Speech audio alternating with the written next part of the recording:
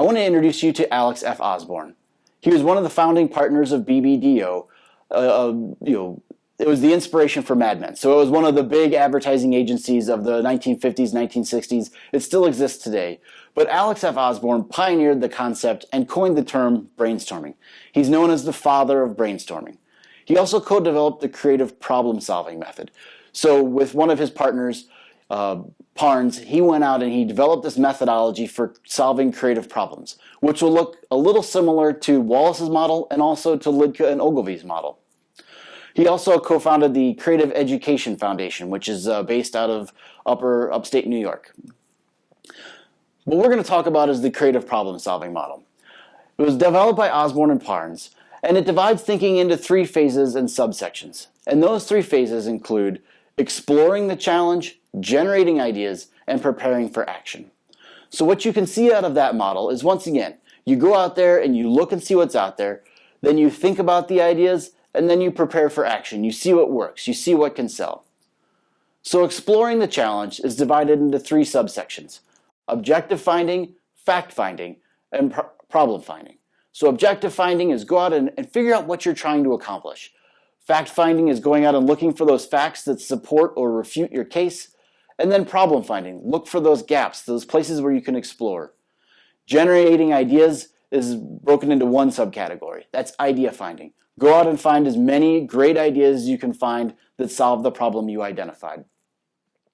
In preparing for action, you want to do solution finding. So which of the ideas that you came up with best solves the problem that you identified? And then finally, acceptance finding. Which of those solutions that you found is most acceptable to the people that you're trying to implement that change for, who you're trying to sell the idea to? And during the brainstorming process, Alex F. Osborne laid out 4 distinct rules. There's no judging of ideas. Outlandish ideas are welcome. A large quantity of ideas is better, and build on one another's ideas. So as far as judging ideas, he really felt that it was important to create a no judging zone, a place where people felt safe to come forward with their thinking, where they could share their craziest, wackiest ideas. The more outlandish an idea is, the more interested he was in it, because it's always easier to take an outlandish idea and reel it back in and make it a little safer. It's a lot more difficult to take a safe idea and try and make it crazier. And then a large quantity of ideas. Quantity is better than quality, at least at this initial stage. By exploring the largest possible solution of ideas or section of ideas, you can go through and find those nuggets for refinement. And it's in that refinement section of building on one another's ideas that you can really polish those gems. You can take those ideas that have some interesting characteristics, some aha, some wow factor, and really polish them down so that they're high quality ideas, which is what you're ultimately going to want to look for. I'm not going to lie to you. There are some definite shortcomings of brainstorms.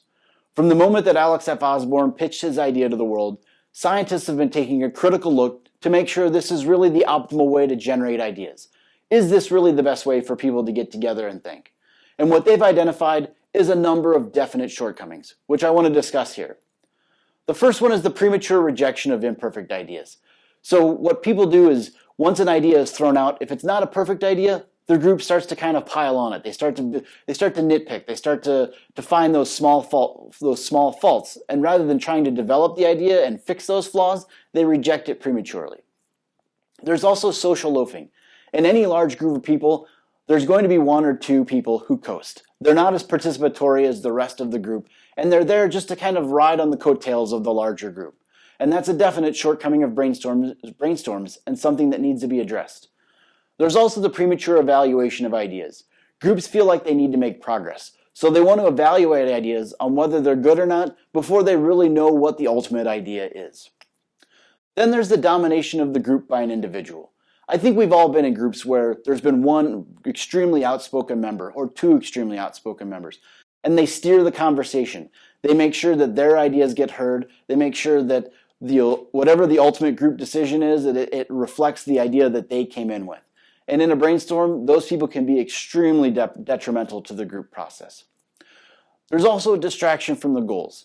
So when you get a group of people together, whether they're talking about what they did last weekend, what they're going to do next weekend, what they did for lunch, a funny story they read online. Those small distractions hinder a group's ability to be optimally efficient. So, that's another shortcoming of a brainstorm. If you're working in a room by yourself, there's going to be no one there to talk to you about their weekend or tell you a funny joke. And so those are small drawbacks that you have to take into consideration when you host a brainstorm. There's also the illusion of productivity. So as people look around at a group, they compare themselves and their performance to the performance of everyone else in the group. And if they feel like they're doing a good job, which we all do because we all like to think that we're all geniuses, then we feel like, well, I'm doing such a great job, I can coast a little bit. I don't have to perform quite as well. And what you'll see over time in the course of a meeting is a gradual decrease in the ability of a group to be productive. And that's why it's good to keep meetings short, to keep groups rotated so you've constantly got new members in there. And things like that can really help freshen meetings up. And then an inability to communicate an idea for group consumption. I think we've all experienced where you had an awesome idea, but for whatever reason you couldn't explain it to your teammates. You had a difficult time trying to get them to understand where you were coming from and what you were talking about, and it can be really frustrating. And the inability to communicate those ideas can lead back to the very top of the list and the premature rejection of imperfect ideas. But now that we've talked about the shortcomings of brainstorms, I want to speak very quickly in defense of brainstorms. Brainstorm evaluations from a scientific perspective have largely been focused on fluency, and that is the number of solutions you can come up with to a simple problem. So if you woke up tomorrow and there was no gravity, how would that change your life? That's the kind of question they ask of a brainstorm group, and that's the kind of question they ask of individual people, and then they see the number of ideas that they can generate. But brainstorms offer value in real-world scenarios involving complex tasks. So often a group isn't asked a simple question like, how would your world be different without gravity? They're asked much more complex questions that require insight and input from a large number of people who require a broad spectrum of experiences and knowledge levels and insights that different people can bring. And if you form your brainstorm in a way that can negate those well-known pitfalls, you have an opportunity to maximize those experiences and those knowledge sets of the people that you've invited to your group. And that's really what we want to talk about, is how to maximize the effort of a brainstorm and how to maximize the effort of your own creative thinking abilities for the better long-term gain. A few things. Creativity is like a muscle. I talked about this a little bit earlier, but I want to touch upon it again. The more you flex it, the more you work it, the more you really try and develop it, the stronger it's going to get. We all were born with innate creativity, with innate creative abilities. And by really flexing those muscles and working those out, we have an opportunity to really develop our creativity even further. And here what you'll see is a scientific proof of that theory. The more you exercise, the stronger it gets. So this was a scientist talked to one of his classes, invited them to come down for writing seminars. And what he taught them in those writing seminars was basic creative problem solving and basic creative thinking methods. And he had them kind of work on their abilities. And the longer they thought and the more they worked on it, as you can see over the course of the semester, their creative abilities were judged to be higher and higher and higher on every successive paper.